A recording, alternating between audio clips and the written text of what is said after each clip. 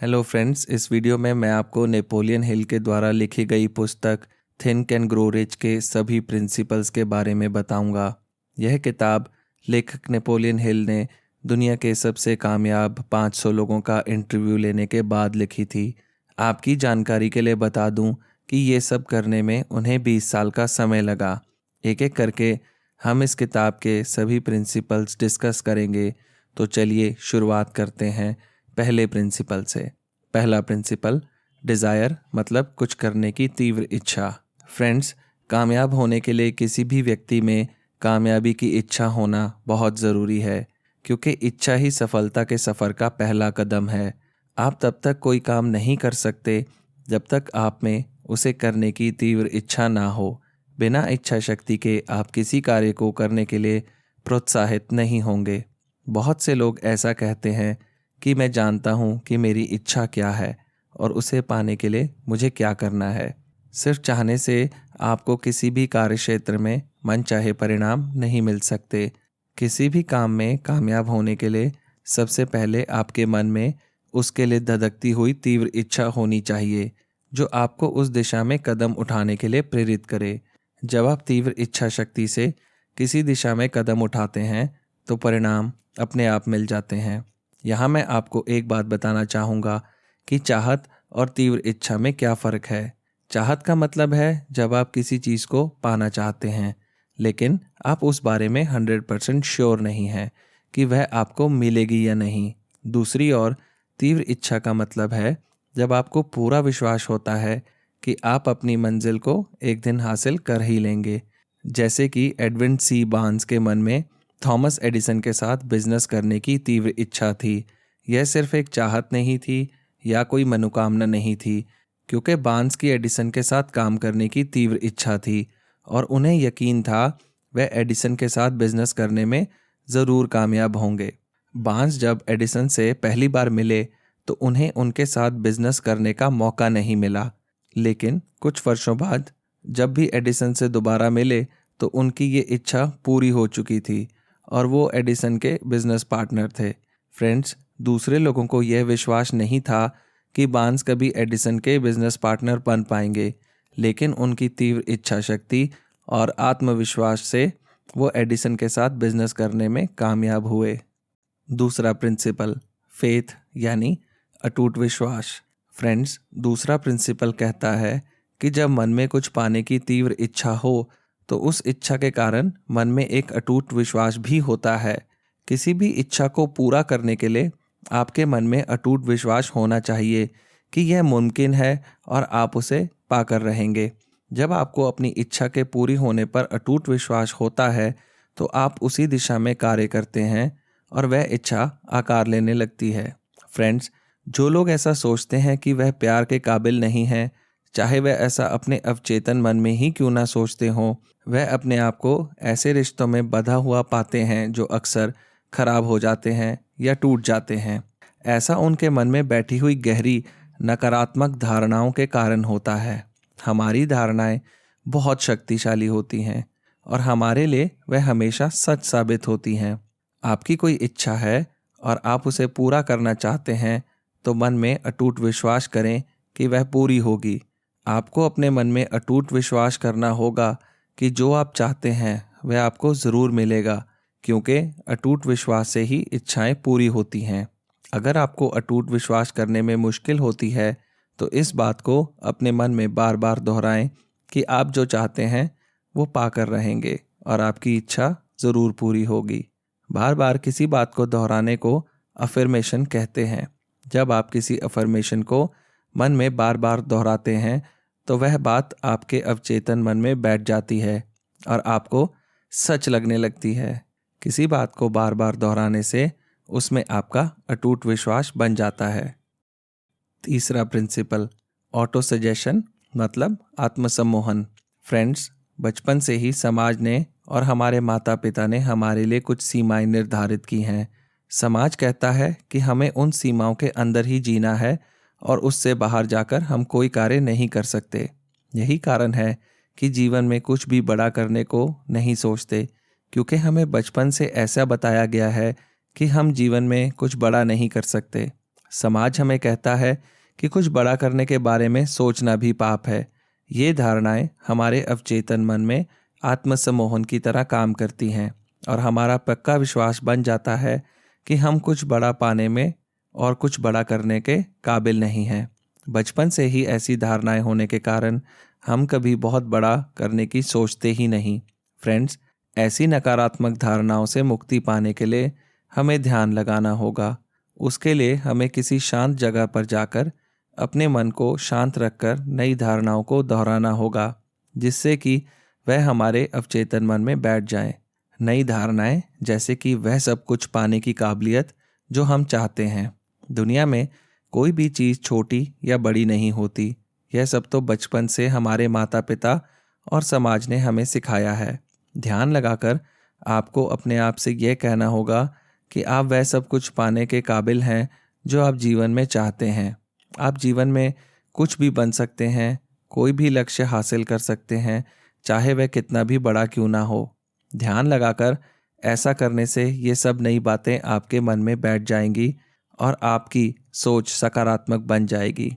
समय के साथ साथ ये अफर्मेशंस आपकी नई धारणाएं बन जाएंगी और आप में काबिलियत और अटूट विश्वास पैदा करेंगी। भारत के प्रधानमंत्री मोदी जी ने भी ऐसा ही किया है। प्रधानमंत्री नरेंद्र मोदी शुरू से ही किसी बड़े घर के नहीं थे। अपनी रोजी रोटी कमाने के लिए वह चाय बेचते थे, लेकिन उन्होंने अपनी सोच को सिर्फ चाय बेचने तक सीमित नहीं रखा। उन्होंने इस बात को समझा कि वह जीवन में कुछ बड़ा कर सकते हैं और कितने भी बड़े इंसान बन सकते हैं। बड़ी सोच रखने की वजह से ही मोदी जी आज भारत के प्रधानमंत्री हैं। चौथा प्रिंसिपल, स्पेशलाइज्ड नॉलेज मतलब विशेष ज्ञान। फ्रेंड्स, चौथा प्रिंसिपल कहता है कि कामयाब होने के लिए हमें विशेष ज्ञान की ज़रूरत होती है और सिर्फ विशेष ज्ञान लेना ही काफ़ी नहीं, बल्कि उसका इस्तेमाल करना भी ज़रूरी है। अगर मात्र ज्ञान हासिल करने से कोई कामयाब हो सकता तो विश्वविद्यालयों के प्रोफेसर और वैज्ञानिक दुनिया के सबसे महान और कामयाब लोग होते, लेकिन ऐसा नहीं है। जानकारी हासिल करने से कोई भी व्यक्ति बुद्धिमान या कामयाब नहीं होता। आज हम ऐसे युग में जी रहे हैं जिसमें ज्ञान हमारी उंगलियों पर है। जैसे कि आप सब जानते हैं कि मोबाइल फ़ोन और इंटरनेट की सुविधा आज सबके पास है। हम किसी भी चीज़ की जानकारी हासिल कर सकते हैं, लेकिन फिर भी हर व्यक्ति अपने जीवन में कामयाब नहीं है। ज़्यादातर लोग इंटरनेट का इस्तेमाल जानकारी हासिल करने के लिए नहीं करते और जो करते भी हैं वह उस जानकारी का सही इस्तेमाल नहीं करते। फ्रेंड्स, जीवन में कामयाब होने के लिए या कुछ बड़ा करने के लिए सिर्फ ज्ञान ही नहीं, बल्कि विशेष ज्ञान का होना ज़रूरी होता है। विशेष ज्ञान मतलब अपने कार्यक्षेत्र का ज्ञान। जैसे कि कोई महान खिलाड़ी मात्र कॉलेज की पढ़ाई करने से खिलाड़ी नहीं बनता, उसे अपने खेल के बारे में विशेष ज्ञान लेना पड़ता है और लगातार अभ्यास करना पड़ता है, जिससे वह एक महान खिलाड़ी बनता है। दुनिया के सबसे अमीर आदमी बिल गेट्स अगर कॉलेज की पढ़ाई करते रहते तो आज किसी सूचना तकनीकी कंपनी में नौकरी कर रहे होते। दोस्तों, कामयाब होने के लिए बिल गेट्स ने पहले कंप्यूटर और सॉफ्टवेयर का विशेष ज्ञान हासिल किया। फिर उन्होंने लोगों की ज़रूरतों को समझा और उनके लिए विंडोज़ ऑपरेटिंग सिस्टम बनाया, जो आज दुनिया के सबसे ज़्यादा लोग इस्तेमाल करते हैं। अपने विशेष ज्ञान का इस्तेमाल कर बिल गेट्स दुनिया के सबसे अमीर आदमी बन गए। पांचवा प्रिंसिपल, इमेजिनेशन मतलब कल्पना करना। लेखक नेपोलियन हिल ने अपनी किताब में कहा है कि इंसान अपने दिमाग में जिसकी कल्पना कर सकता है और विश्वास कर सकता है, वह उसे हासिल भी कर सकता है। दुनिया में ज़्यादातर लोग अपनी कल्पना का पूरा इस्तेमाल नहीं करते। लगभग सभी क्षेत्रों में दुनिया के महान लोगों ने कामयाबी हासिल करने के लिए कल्पना का इस्तेमाल किया है। महान लोग जो भी बनना चाहते हैं और जो भी हासिल करना चाहते हैं, पहले अपने दिमाग में उसकी कल्पना करते हैं। उदाहरण के तौर पर दुनिया के महान वैज्ञानिक अल्बर्ट आइंस्टाइन कोई भी आविष्कार करने से पहले दिमाग में उसकी कल्पना करते थे। और सिर्फ अल्बर्ट आइंस्टाइन ही नहीं, कोई भी वैज्ञानिक किसी वस्तु या मशीन का आविष्कार करने से पहले दिमाग में उस चीज़ की कल्पना करता है कि बनने के बाद वह कैसी दिखेगी और कैसे काम करेगी। फ्रेंड्स, मैं आपको एक बात बता दूं कि यहाँ कल्पना का मतलब दिन में सपने देखना नहीं है। कल्पना का मतलब है रचनात्मक कल्पना, जो कामयाबी हासिल करने में एक बहुत शक्तिशाली हथियार का काम करती है। रचनात्मक कल्पना का मतलब है कि आप जो भी बनना चाहते हैं या जो भी हासिल करना चाहते हैं उसकी कल्पना करना, यानी अपने दिमाग में उसे तस्वीर के रूप में देखना। ऐसा करने से वह चीज़ आकार लेने लगती है और उसे पाने के सभी रास्ते आपके सामने आने लगते हैं। अब आपको सिर्फ उन रास्तों पर चलना होता है और मेहनत करनी होती है, और इस तरह आप शीघ्र ही अपने मुकाम को हासिल कर लेते हैं। कामयाब होने के लिए यह ज़रूरी है कि आप रचनात्मक कल्पना का इस्तेमाल करना अच्छी तरह सीख लें। छठा प्रिंसिपल, ऑर्गेनाइज्ड प्लानिंग। फ्रेंड्स, जीवन में कामयाब होने के लिए हमें वास्तविक योजना की ज़रूरत होती है। वास्तविक योजना बनाना ही किसी भी इच्छा को पूरा करने का पहला कदम होता है। हमें किसी भी कार्य को करने से पहले उसकी पूरी योजना बनानी चाहिए। खासतौर पर किसी बड़े काम को करने के लिए संगठित योजना ज़रूरी है। आप जो भी काम करना चाहते हैं उसके लिए एक योजना बनाइए और उसे एक कागज़ पर लिखिए। कागज़ पर लिखने से योजना के कामयाब होने की संभावना अधिक होती है। उसके बाद उस योजना को छोटे छोटे स्टेप्स में विभाजित करें।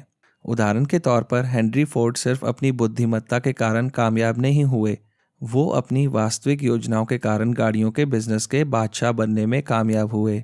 ऐसे बहुत से लोग हैं जो हेनरी फोर्ड से ज़्यादा पढ़े लिखे हैं, लेकिन वो उनकी तरह कामयाब नहीं हुए, क्योंकि ना तो उनका कोई बड़ा लक्ष्य था और ना ही कोई वास्तविक योजना थी। हेनरी फोर्ड को अपने कैरियर की शुरुआत में हार का सामना करना पड़ा। गाड़ियों के बिजनेस में बहुत बड़ा नाम कमाने के बाद भी उन्हें कई बार घाटा हुआ, लेकिन उन्होंने हार नहीं मानी और नई योजनाएं बनाकर दोबारा कामयाबी हासिल की। फ्रेंड्स, अब मैं आपको वास्तविक योजना से काम करने का तरीका बताऊंगा। आपको ऐसे लोगों को इकट्ठा करना होगा जो आपको अपनी योजना पर काम करने में मदद करेंगे। लोगों को इकट्ठा करने से पहले आपको यह सोचना होगा कि आप अपने काम के बदले में उन्हें क्या देंगे, क्योंकि कोई भी व्यक्ति बिना पैसों के या बिना किसी मुआवजे के काम नहीं करेगा। उसके बाद आप अपनी टीम के मेंबर्स के साथ कम से कम हफ्ते में 2 बार मीटिंग करें और अपनी योजना को डिटेल में डिस्कस करें। सबसे ज़रूरी बात यह है कि आपको अपनी टीम के लोगों के साथ सामंजस्य स्थापित करके रखना होगा, जिसके बिना कोई भी योजना कामयाब नहीं हो सकती। अगर आप वास्तविक योजना बनाएंगे और उन सभी बातों का पालन करेंगे जो मैंने आपको पहले बताई हैं, तो निश्चित तौर पर आप अपने लक्ष्य को हासिल करेंगे और जीवन में सफलता प्राप्त करेंगे। तो दोस्तों, अगर आपको हमारे इस वीडियो में बताई गई बातें पसंद आईं तो हमारे इस वीडियो को ज़रूर लाइक और शेयर कीजिए, ताकि हमें प्रोत्साहन मिले, और हमारे चैनल ब्रेन बुक को ज़रूर सब्सक्राइब कीजिए ताकि आप think and grow rich book के अगले पार्ट को मिस ना करें। तो मिलते हैं अगले वीडियो में। आपका समय शुभ हो।